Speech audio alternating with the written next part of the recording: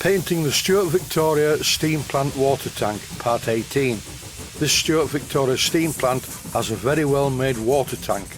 All it needs is some coats of paint. First I use primer, followed by the usual HMG C71 satin black. What you're seeing on screen at the moment is nothing whatsoever to do with this video. It's a steel panel that I made, which fits in a hole on the dashboard of the Land Rover, and I'm showing the fixings, which are stainless steel, and then using some Velcro I'm going to attach this small digital clock. Then I will instantly know what the time is when I'm driving my Land Rover. Right, it's down to business. This is the water tank for the Stuart Victoria Steam Plant.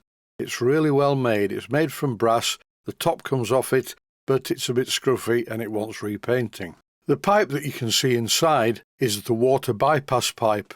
If you lift the small flap in the top of the lid, you can see how much water is being returned to the tank. Very simple, very clever.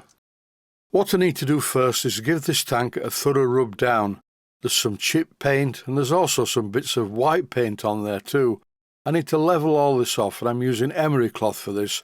I would normally use 400 grit wet-to-dry sandpaper, but that's a bit fine for this job because the original paintwork here is quite rough. The plan is to rub down the paint quite thoroughly with this emery cloth, including the legs as well, which are badly chipped, and then use a good quality primer to smooth off the surface, ready for the top coat of HMG satin black. In this episode though, I'm only showing it up to the primer coat. Generally I like to leave a full day between primer coats and top coats. That way I find that I don't get much reaction between the two coats, and it makes sure that the first coat, particularly if it is etch primer, is completely dry, hard and homogeneous. It is fairly obvious what I'm doing here. I'm using bits of masking tape to cover the threads, because painting the threads is the last thing that I want to do. I noticed that there was some paint underneath the feet, as you can see here, so I scraped it all off using a Stanley knife, always keeping my hand behind the cutting edge, which was drilled into me by my father from an early age. My father seldom cut his fingers when he was doing jobs, but he did hit them with a hammer quite frequently. After removing the bulk of the old paint and bits of rust on the feet, I used one of these rotary cleaners to just clean up the surfaces.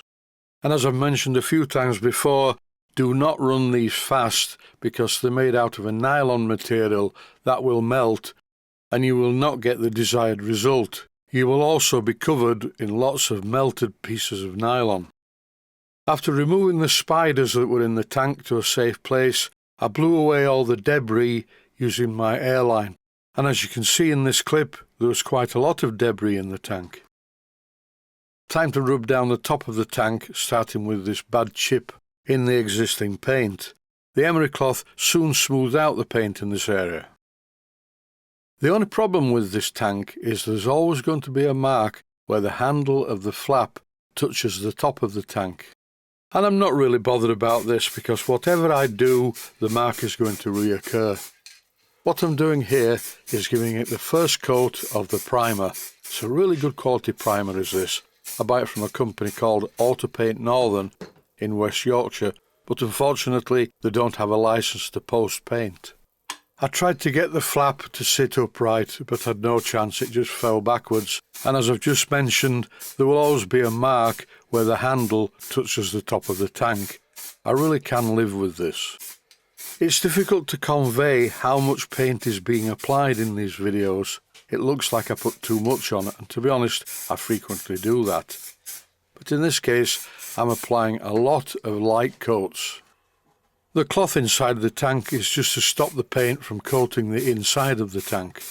As time goes on, I don't want the water tank to start having flakes of paint in it. This of course is the underside, and it's not perfect because I didn't rub it down very well, and besides you can't see it anyway. Unless of course you have one of those things that dentists use to look at teeth. And that is it for this short video. The primer has been applied. Stay safe, stay healthy, thanks for watching, and I hope you found it useful. Please take the time to visit my Mainsteam Models website. and click on the section of the website that says Video Playlists, and by doing that you can find other videos that you may like to watch. And by using the playlists you can actually watch the videos back to back.